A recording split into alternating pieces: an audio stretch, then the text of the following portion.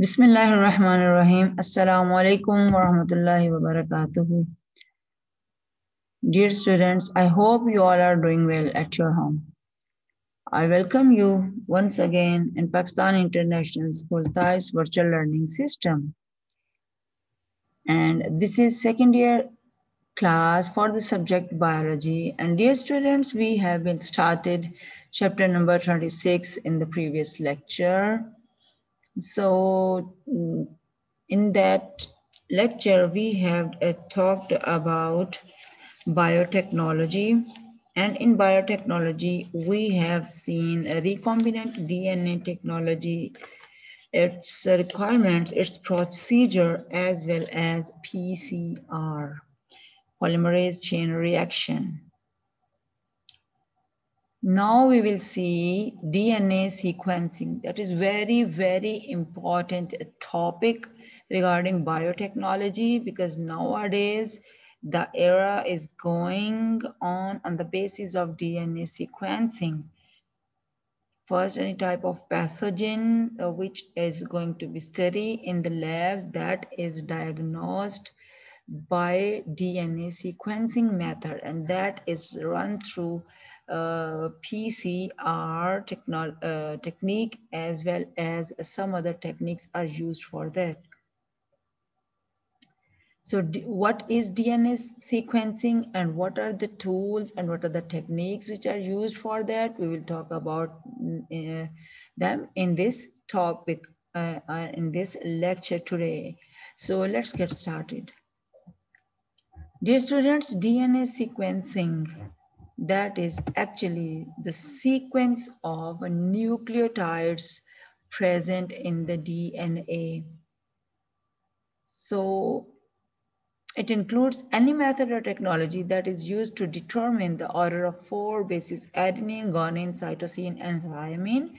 We know that DNA is sequenced, or DNA is formed by the help of these 4 bases, which form nucleotides, and then they arrange in their different sequences. We actually don't know about the sequence for any type of process. We use we have to just know about the DNA sequencing, or the sequence of 4 bases or 4 type of nucleotides in the DNA. So then we can resolve any biological problem. So for DNA sequencing, electrophoresis is a very, very important tool which is used to identify the DNA sequence. So let's talk about gel electrophoresis. Gel electrophoresis actually, what is that? It is the separation of the molecules on the basis of their sizes. So that is especially used for DNA and RNA sequencing, but for other molecules it can also be utilized. This technique can also be utilized. So the name is telling you gel plus electrophoresis.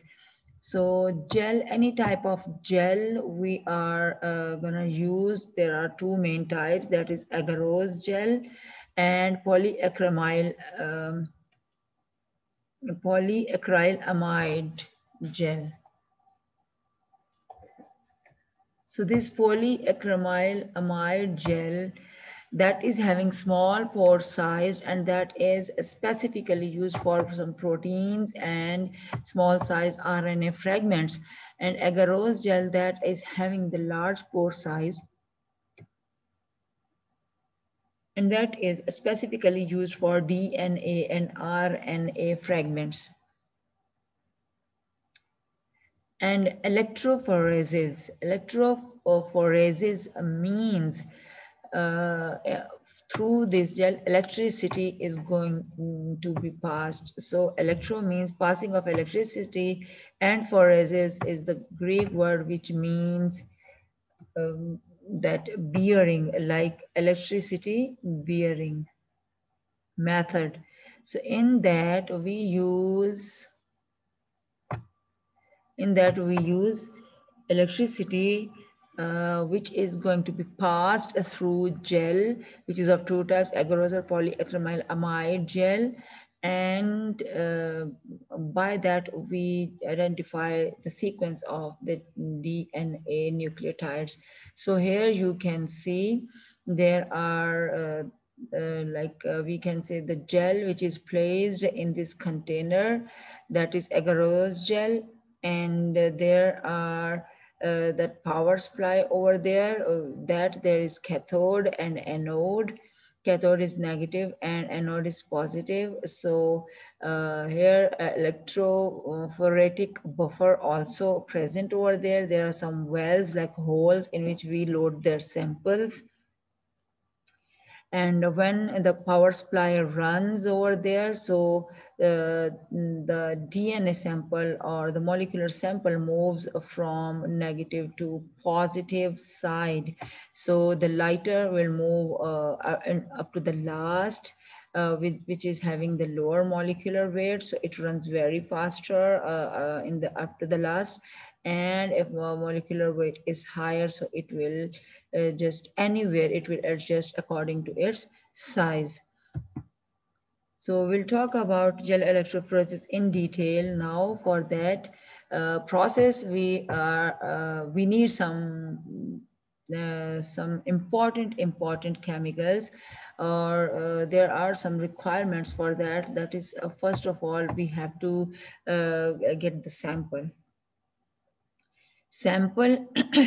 that can be from PCR product, polymerase chain reaction product, in which we have cloned lots of copies of DNA, for example. So that DNA can be used for gel electrophoresis process. So that is the sample. Then we are having agarose gel.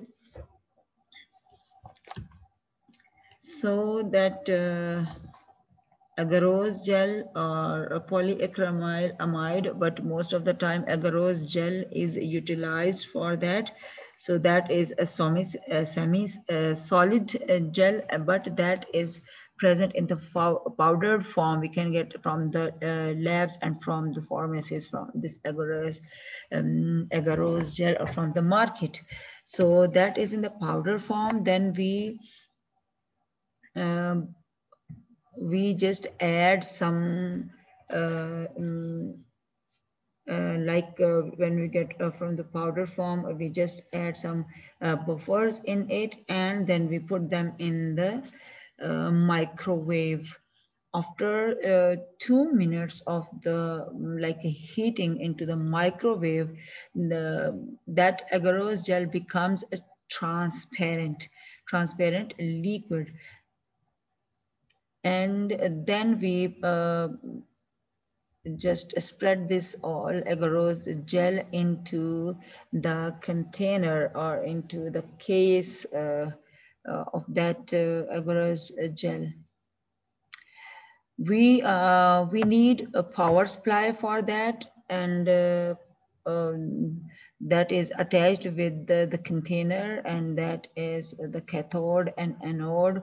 One side is cathode, other side is anode. And very importantly, that if we are gonna sequence that DNA, so it must be loaded in the cathode direction, because cathode is negative, and the DNA molecule is also negatively charged. So it will move from negative to positive to the anode. So this is very, very important here. So we can understand gel electrophoresis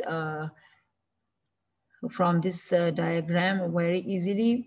So we are having a powder of agarose and agarose gel, and we're just mixing it with buffer solution and just keep into the microwave. Just boil this mixture for 2 minutes only. When it will become transparent, then what we do, first we set this tray. We just arrange this tray in its proper form. Like first of all, what we do in this tray, like we make the boundary or bind or seal every edge of this container so that it must not be leaked. And then we add what, a comb inserted into the mold to make wells. A comb, like it is having edges like this, edges in this specimen or in this structure, like it acts like a comb, and we put this in at one side. Then up to the cooling of this mixture of agarose gel up to 65 to 70 degree, what we do, we pour it into this mold. When we pour this into the mold, and then we wait, that gel has to be solidified at room temperature. Then we remove this comb from that, and then after removing, their wells are formed. Well means the holes of that comb are going to be formed here, and these are very, very important because here we load our sample. So after that, we are having a samples. It can be same or it can be different. So it prepared samples of DNA are there in A, B, C. So one by one with the pipette like this, we load the samples into the gel in one well, the other and the other one. Then we separate the fragments by electrophoresis. Here the electricity is like power source is there, and there is a voltmeter, and when we just switch on this, so we just adjust its requirements, that how much electricity has to be passed. So anode, cathode must be towards the wells, and anode must be on the other side, because DNA negatively charged sample will move towards the positive side. So what we do then, stained DNA fragments are measured. So what happened, like we will measure the distance by the scale, or then we pass this through ultraviolet radiations. There are very minor radiations that will not harm this DNA sample. But before that, in sample, like here um,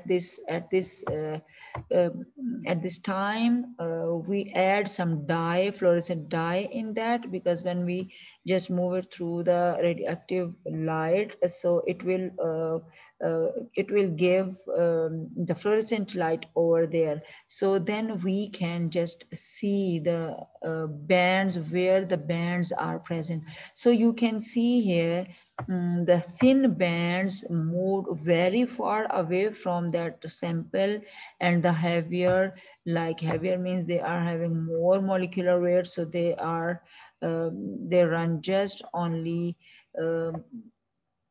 at a very smaller distance.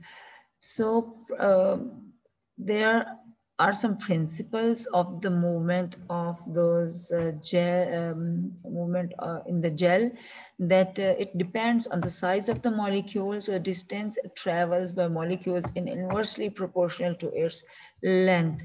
So it inversely proportional to its length. It means like if the size of molecules is bigger, so it will cover less distance. So that is inversely proportional to the length.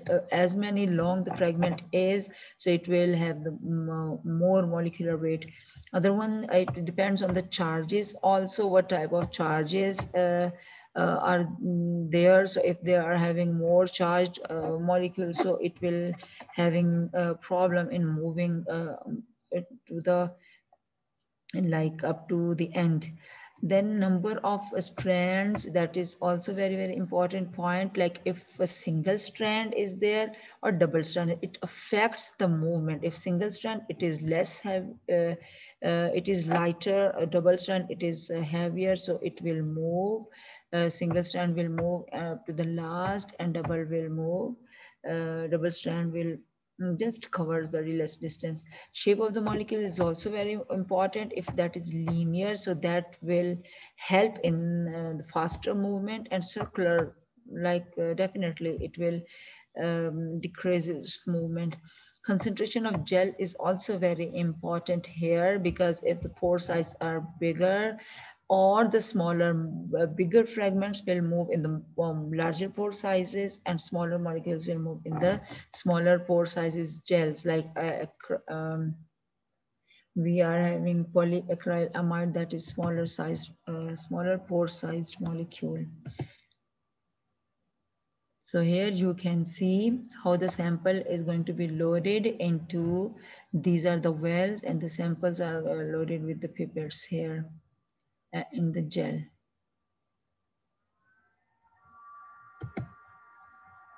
So here electricity is going to be passed. Now the samples are running according to their sizes. It is moving forward, and different dyes are added with the sample, so that we can easily distinguish the bands, different bands. So this is the cartonic form, like from negative terminal to the positive terminal, DNA transmitted. So larger sample will cover less distance, and small sample will cover more distance. So here when we pass the floor, like radioactive or ultraviolet radiations over there, we pass in for the visualization of these fragments. So we pass them through this. So now we can see the bands, its size and structure. Its size, the molecule is bigger or the smaller, so we can see different bands in that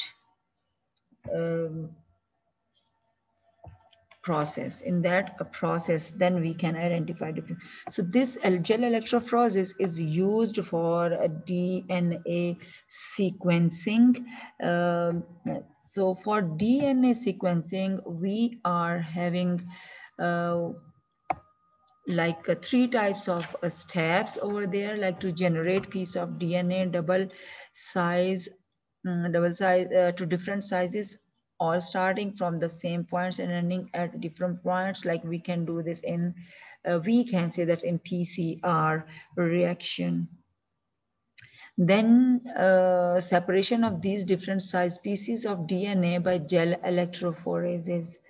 So we separate these different bands into gel electrophoresis, and then we read the sequence from the gel as such. We just keep that container under the UV light, so we can just read the sequences. For this sequencing, DNA sequencing, some scientists have performed great function, like how we can read the sequence of nucleotides in the DNA. So for that, in the late 1970s, Maxim and Gilbert, there is a method of Gilbert and Maxim, but that was not recognized too famously. There is another Sanger and Coulson method. Sanger and Coulson, Frederick Sanger and Andrew Coulson, they have given this method of DNA sequencing, but that is actually very, very natural process, and that is related to DNA replication, which is naturally occurred. So that's why that process got famous and experimentally proved and helpful for different identifications. So for that, both of the scientists awarded a Nobel Prize in 1977. So this is actually more practical a way of DNA sequencing. That's why it was like mostly acceptable process.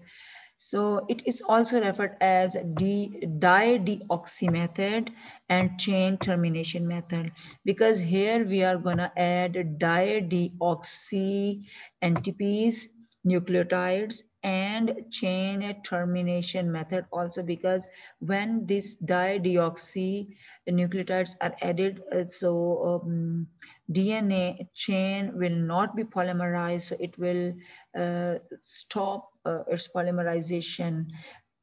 So that's why chain termination occurred, and that's why it is called chain termination method. How this all will be happened, we will just see through this all diagram.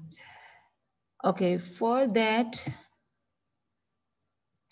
yes, for Sanger-Coulson method, we need uh, four things which are common for every sample. First one is DNA template.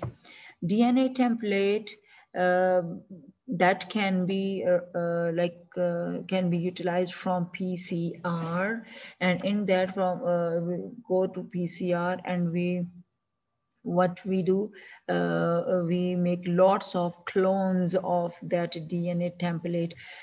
Like if we want to just judge the sequence of any gene or the base pairs from the DNA, we take that DNA, we just denature that, what we have seen before in the previous lecture, by using heat process. After that, the denaturing, we just make them single stranded, and then we make it lots of copies of that DNA, and we just go through the PCR process, then we add primer and everything.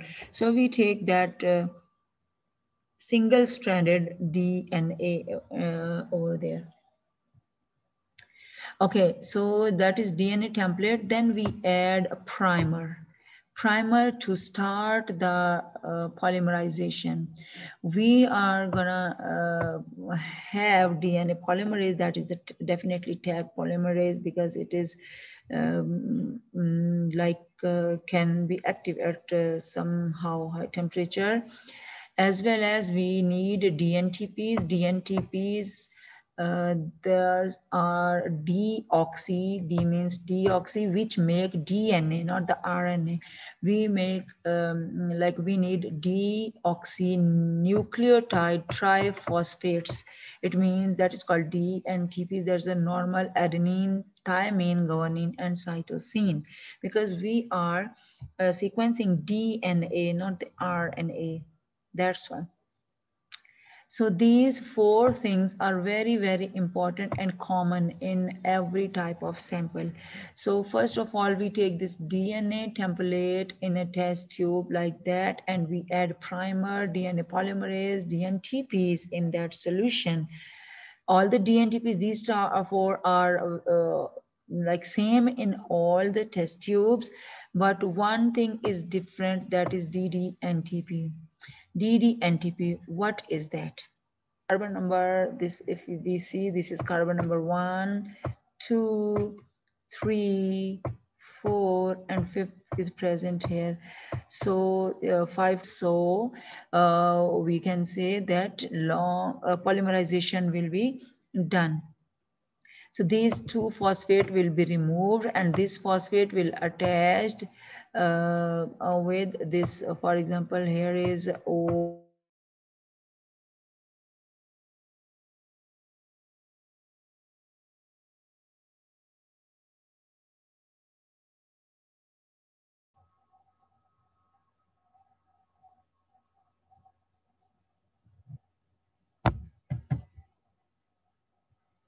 Okay. So at this carbon number 3, there is also no oxygen. So there will be no oxygen, so no phosphate or no next nucleotide will be attached. And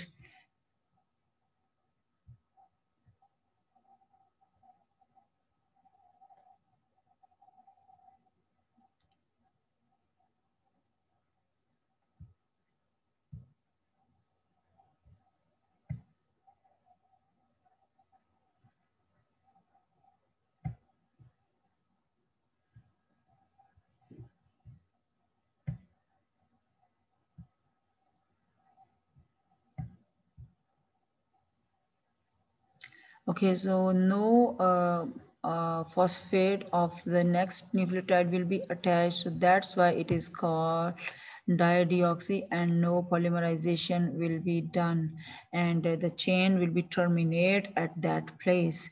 So that's why it is called a dideoxynucleotide. So in all the four test tubes, uh, one specific dideoxynucleotide will be added. For example, in this one, this is DDATP is added, and the next one DDCTP is added, and the next one DDGTP is added, and the next one in DDTTP will be added.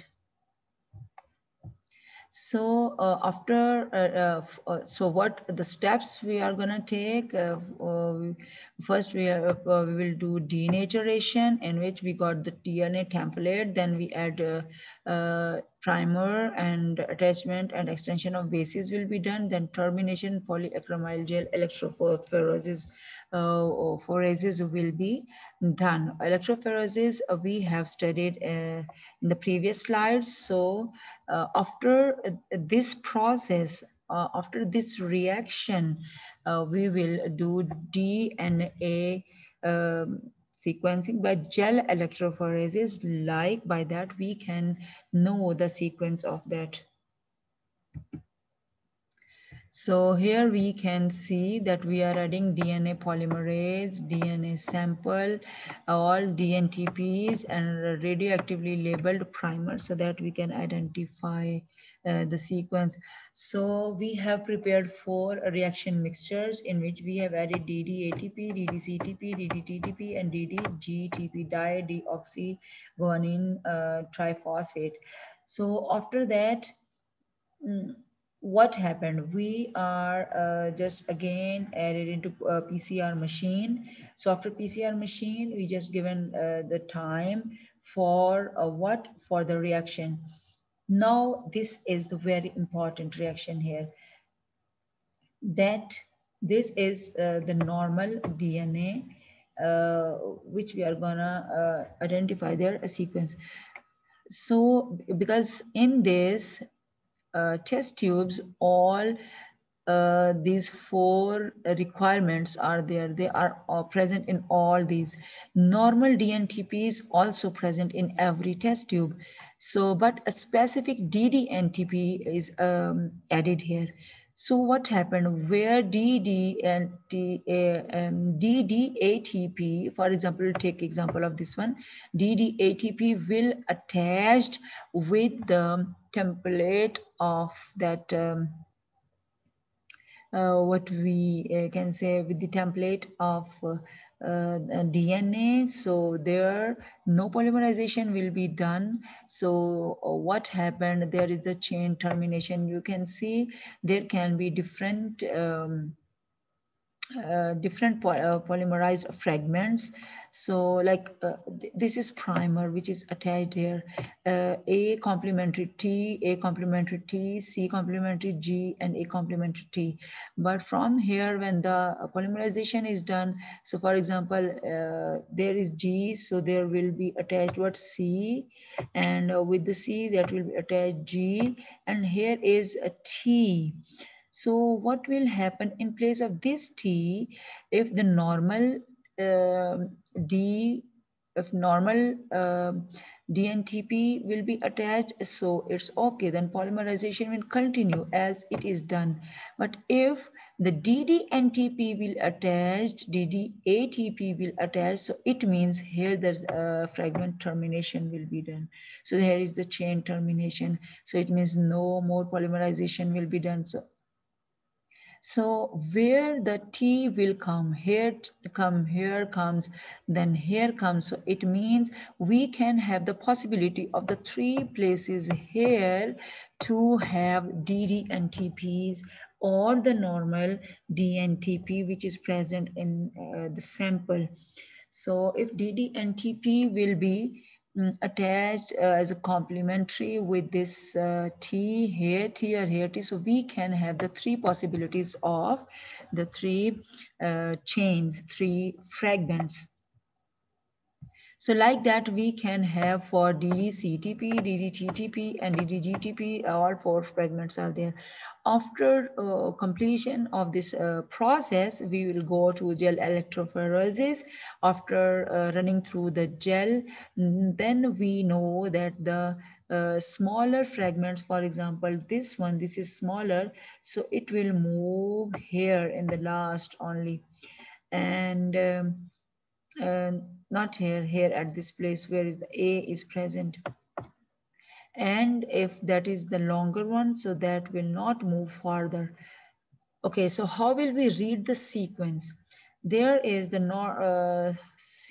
like when we read it through the pass it through the UV light, we can see the different bands over there. So which is the lighter one, which is the less one. So for example, it is a C, or it is from here. Then if the band comes here, it is G. If the band come here, it is A. If the band come here, it is A. Like here, the termination, chain termination occurs. And if the band termination is there, it means it reaches here. So it means that is G. Then this is near to this, this is T. Then this is C, this is A, and this is G. So we can deduce this is the sequence of that bands. Okay, so how can we read the sequence?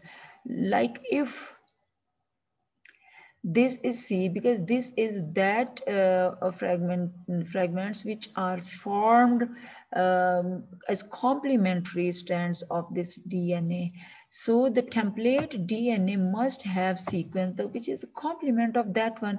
For example, C is complement to G, G complement to C. So this one sequence is the sequence of the template strand, and we are gonna see, and we are gonna sequence this strand. This is this template of DNA. So now we can read the sequence of DNA from here, from the fragments which are formed in the Sanger's method.